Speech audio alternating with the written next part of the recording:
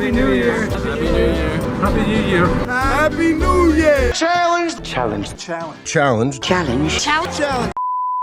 We all have been there, right? जनवरी 1 जब हमने बहुत लंबी सारी लिस्ट बनाई थी कि हम इस साल में ये चीज़ें अचीव करेंगे, हमने बहुत सारी एम्बिशंस लिखी थी जिसमें हेल्थ था, जिसमें फाइनेंशियल्स थे, और रिलेशनशिप जो भी गोल्स थे हमारे, हम उनको अचीव करेंगे. But 2 months fast forward,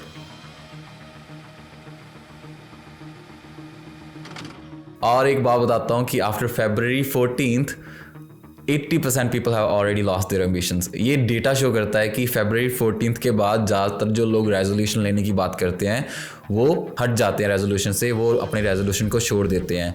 I hope you are not one of them. और इन सब में जो 50% लोग होते हैं वो चाहते होते हैं कि हमारी अच्छी हेल्थ हो, हमारी अच्छी फिजिक हो, हम अपनी डाइट को अच्छा करेंगे. जहाँ 30% जो लोग होते हैं वो होते हैं कि हम अच्छा पैसा सेव करेंगे.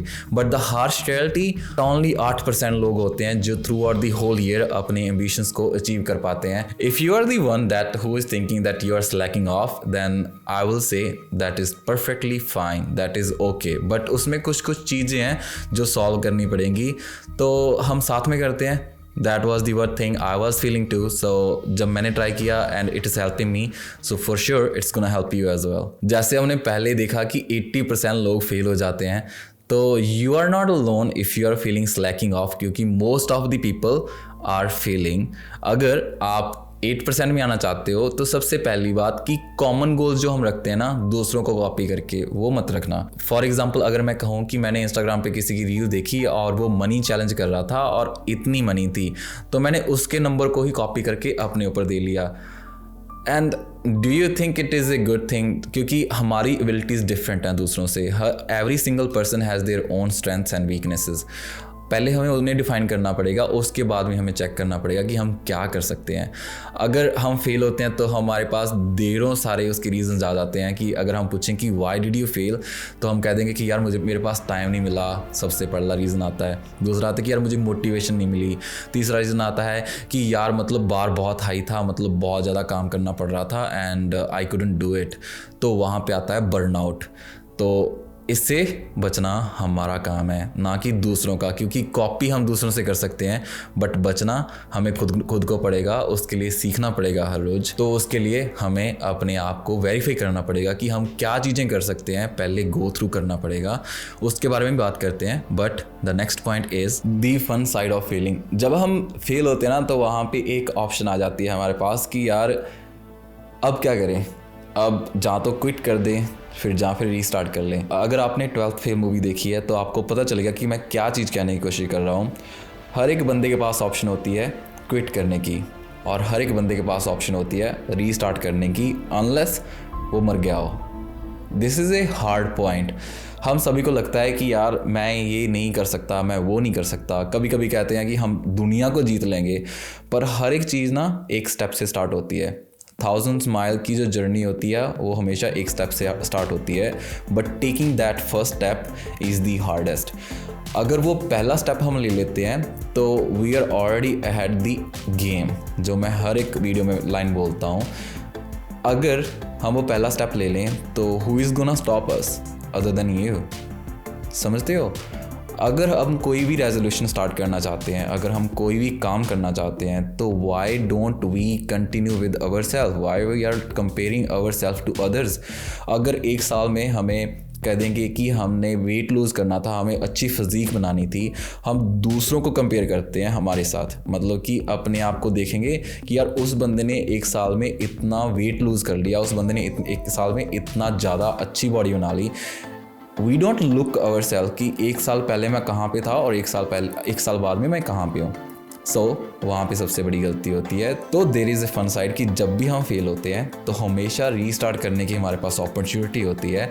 And we learn so many things कि जो एक फ़न वे में भी ले सकते हो आप. अगर उन लर्निंग्स को अपनी लाइफ में हम इम्प्लीमेंट करें then they will be the gems. अगला पार्ट आता है सॉल्यूशंस एंड स्ट्रेटजीज़. ये सेकंड पार्ट इम्पॉर्टेंट है, क्योंकि पहला पार्ट इम्पॉर्टेंट था कि अगर हम फेल होते हैं तो there should not be the sadness. थोड़े बहुत फील तो सबको होता है, that is the human nature, but वहाँ पे क्विट मत करना, क्योंकि वो ही सबसे पहला पार्ट है to restart everything. Second point, strategies और सॉल्यूशंस. अब सॉल्यूशंस की बात करते हैं। सबसे पहला आता है कि फन साइड तो हमने देख ली, बहुत सारी मस्ती भी कर ली हमने, और अगर अब हमने अपने गोल्स को अचीव करना है तो हमें स्मार्ट होना पड़ेगा और स्मार्ट को ही इम्प्लीमेंट करना पड़ेगा।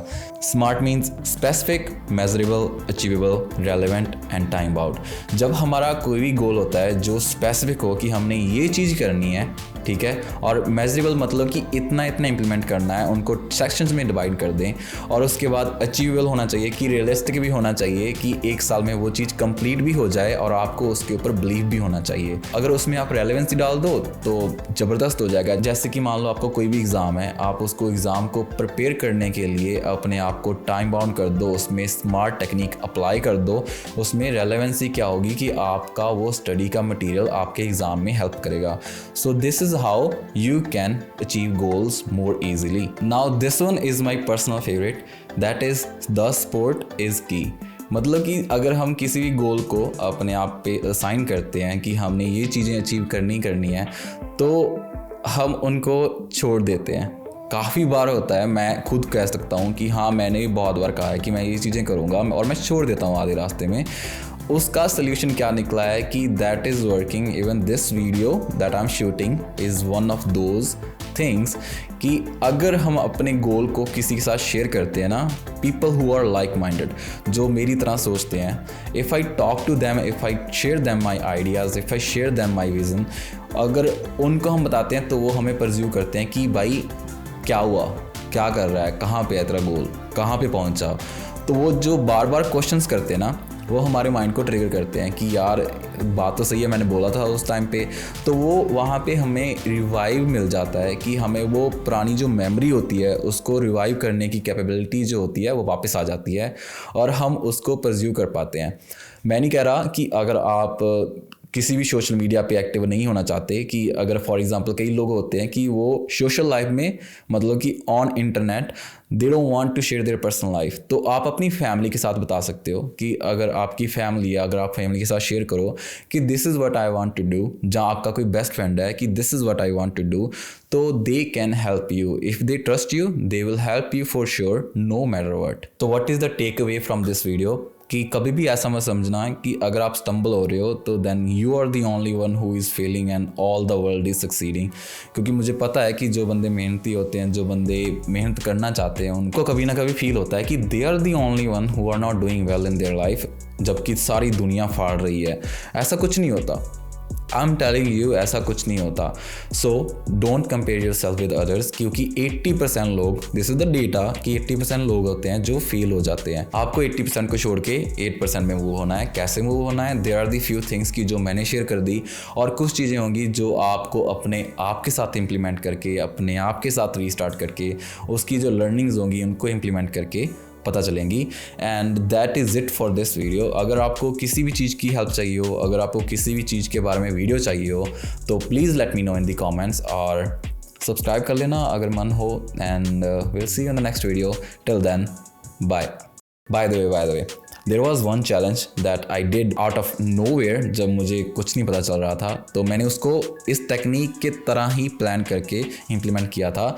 उसका रिजल्ट मैंने यहाँ पे इस वीडियो में दिया है। Go check it out and till then bye, see या।